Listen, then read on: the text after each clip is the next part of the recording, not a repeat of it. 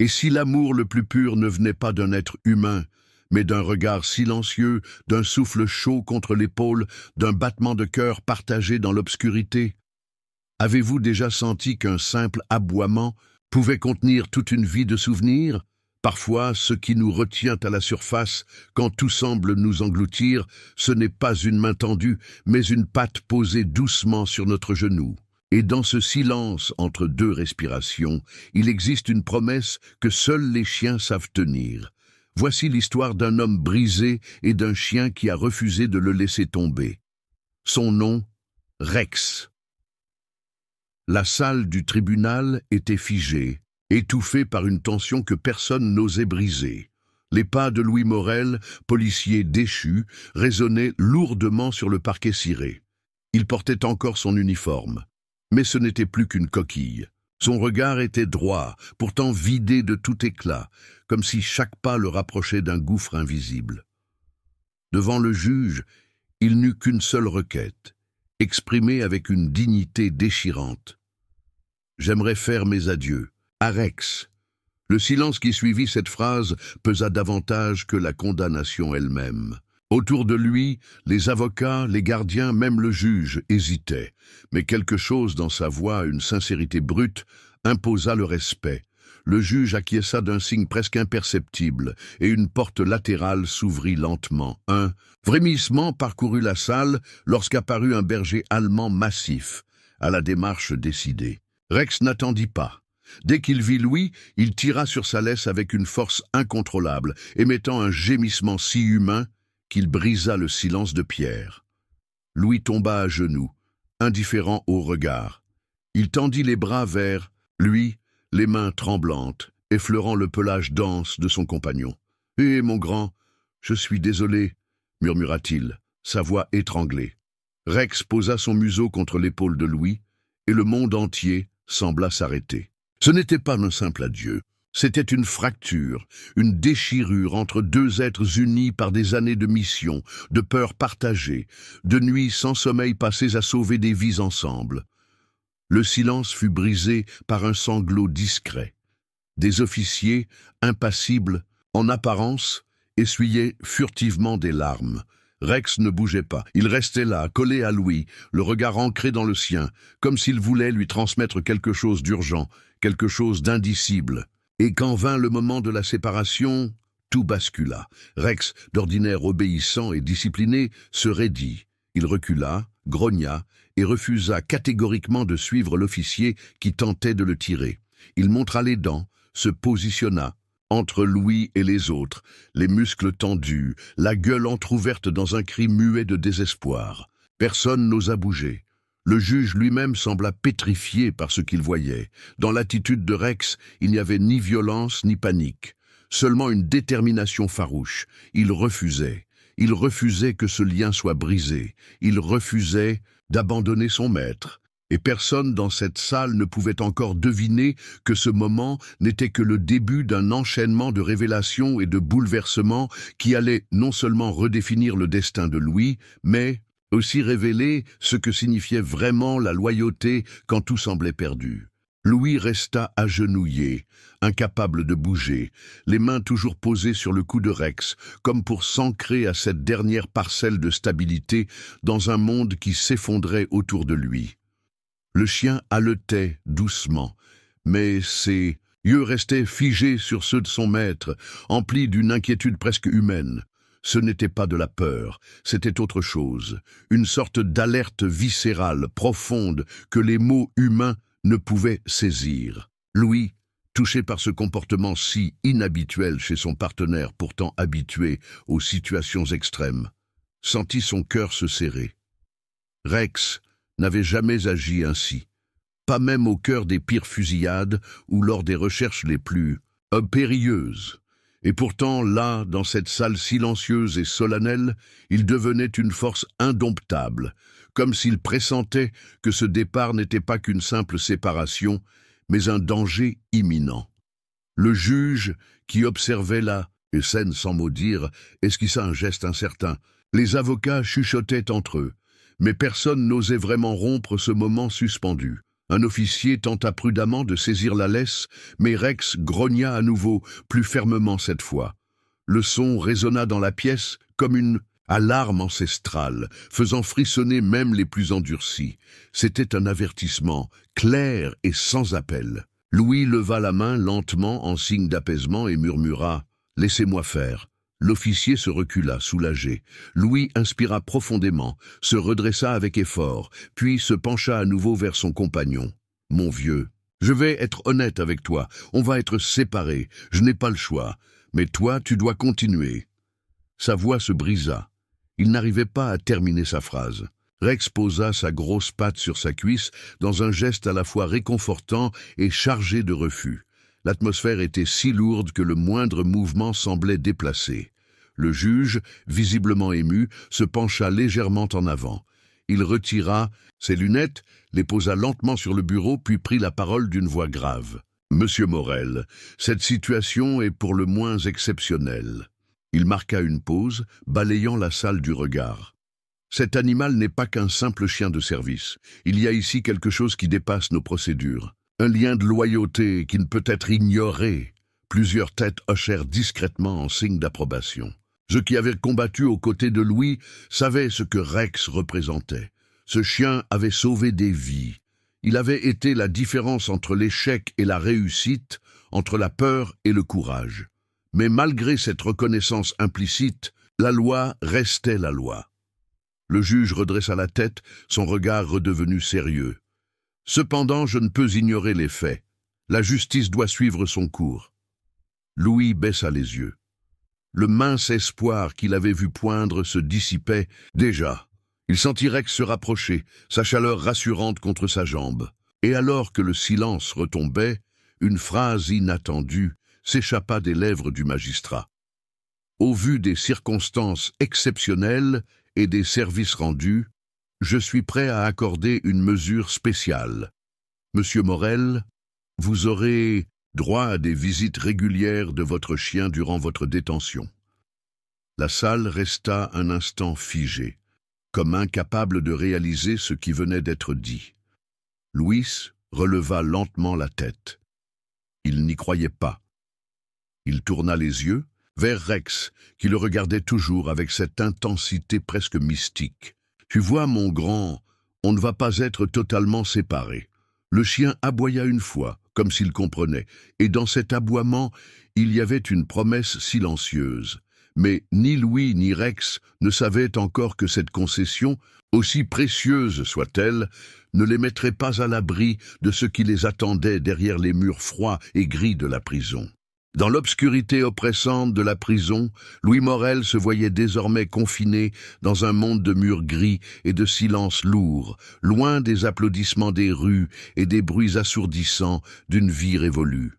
Pourtant, au cœur de cette austérité, l'espoir se manifestait sous la forme d'un rituel précieux, une lueur inattendue qui venait perturber la monotonie des jours sombres. Chaque semaine, les barreaux s'ouvraient pour laisser entrer un rayon de lumière dans l'existence morne de Louis, lorsque Rex apparaissait majestueux et fidèle, comme un symbole vivant de ce lien indéfectible qui les unissait. Le cœur de Louis battait alors plus fort, et pendant quelques instants, il oubliait la froideur des murs, se laissant transporter par le souvenir des missions accomplies côte à côte, où l'instant de complicité avait toujours suffi à effacer la peur et la douleur. Le regard de Louis se perdait dans l'immensité du passé, lorsqu'il se souvenait des nuits glaciales passées à parcourir des rues désertes, des moments de calme retrouvés après chaque épreuve, où l'aboiement, rassurant de Rex, semblait lui murmurer que, malgré tout, la loyauté pouvait encore vaincre l'obscurité. Chaque visite devenait un court-métrage silencieux, une scène d'une tendresse rare dans ce milieu hostile, où même les gardiens, d'ordinaire discrets et implacables, ne pouvaient s'empêcher de laisser transparaître une lueur d'émotion en observant cette réunion.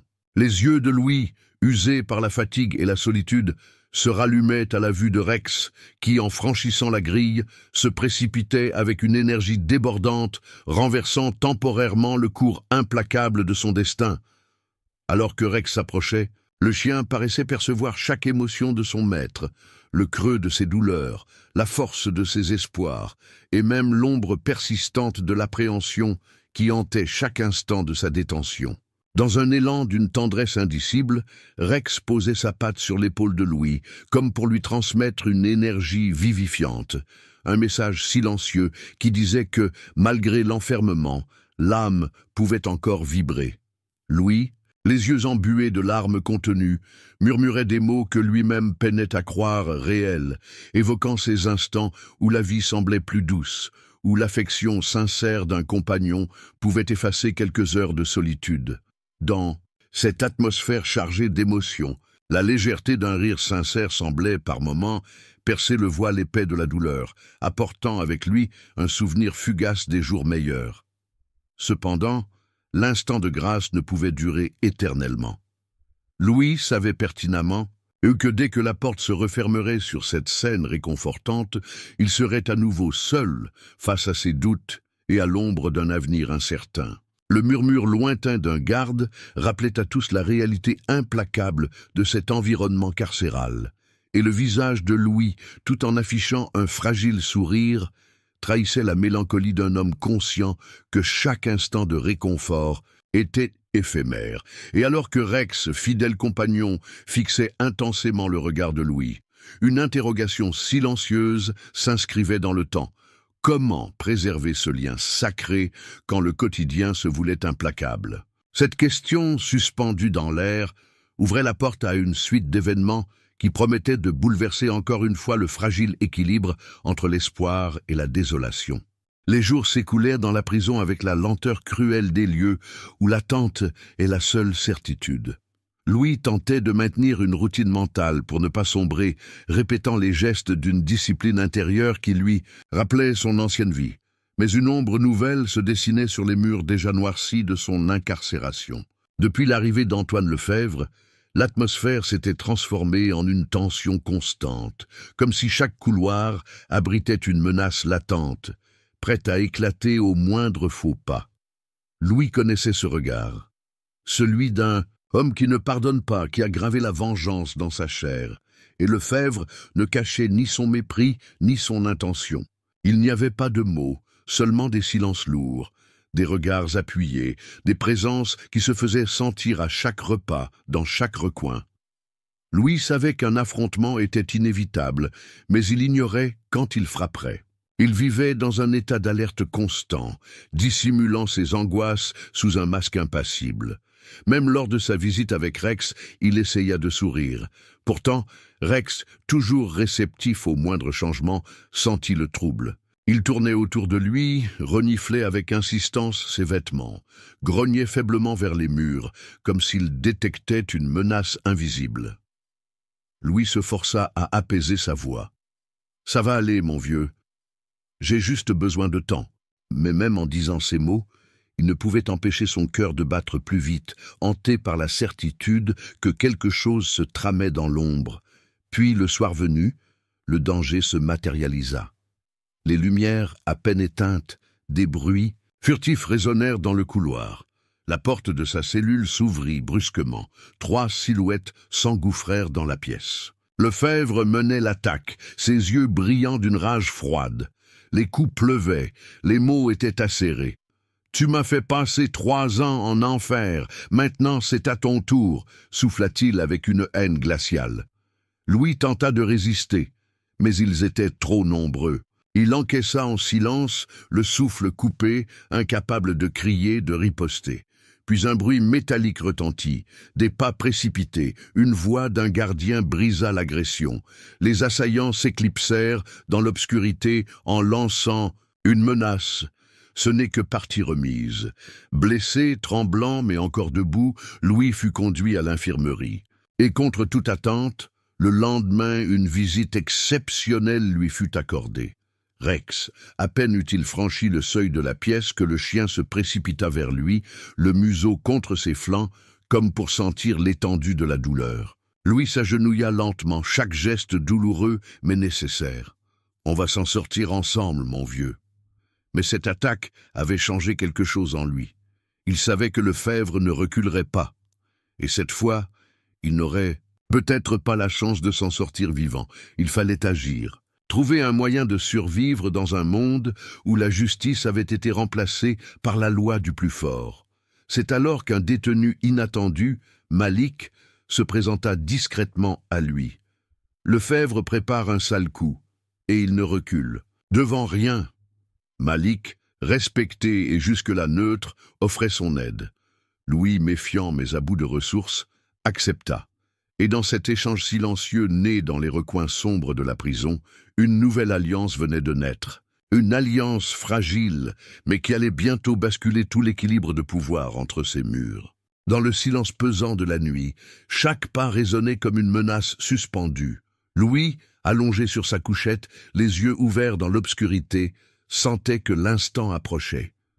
Tout dans l'air portait cette tension électrique, annonciatrice de désastre. Et lorsque la serrure de sa cellule céda dans un claquement métallique, il ne fut pas surpris. Lefebvre entra le premier, accompagné de deux silhouettes massives, leurs regards chargés d'une haine glacée. « Cette fois, personne ne viendra te sauver, Morel », murmura-t-il, s'approchant lentement. Louis se redressa, le regard ferme, le souffle court, mais prêt à faire face. Il savait que reculer n'était plus une option. Il n'avait ni arme, ni échappatoire. Juste sa présence, sa résilience, et l'espoir ténu que tout ne finirait pas ici. Mais ce que Lefebvre ignorait, c'était que Malik veillait dans l'ombre. Une alarme stridente brisa soudain la tension de la scène, suivie de bruits de pas précipités dans les couloirs. Les gardiens accouraient. Pris de court, Lefebvre gronda de frustration. « On s'occupe de toi plus tard, Morel », cracha-t-il, avant de disparaître dans la pénombre. Quelques minutes plus tard, la cellule fut envahie de lumière, les officiers y pénétrant armes en main. Louis, le visage tuméfié, hocha la tête pour dire qu'il allait bien. Mais dans ses yeux brûlait encore le feu de cette nuit inachevée. Ce fut la goutte de trop pour les autorités carcérales. Le comportement de Lefebvre avait franchi les limites. Il fut transféré dans une autre prison, isolé, loin de ses complices. Pour Louis, ce fut comme respirer à nouveau après une longue noyade. Les jours suivants furent marqués par un calme presque irréel. Les couloirs, jadis pleins de murmures menaçants, semblaient avoir retrouvé une paix inattendue. Les regards qui autrefois le jugeaient avec méfiance ou hostilité avaient changé. Malik passait parfois, discret mais présent, une ombre bienveillante dans cet univers clos. Mais le véritable moment de renaissance arriva lors de sa prochaine rencontre avec Rex. Dès que le chien le vit, il bondit vers lui, joyeux, débordant d'énergie. Louis s'agenouilla, les bras grands ouverts, le cœur battant plus fort que jamais. Rex sauta sur lui, le renversant presque, le visage léché avec une insistance affectueuse. « On a réussi, Rex. On a tenu bon. » Les mots étaient simples, mais ils contenaient toute la douleur, la lutte et la victoire silencieuse de ces dernières semaines.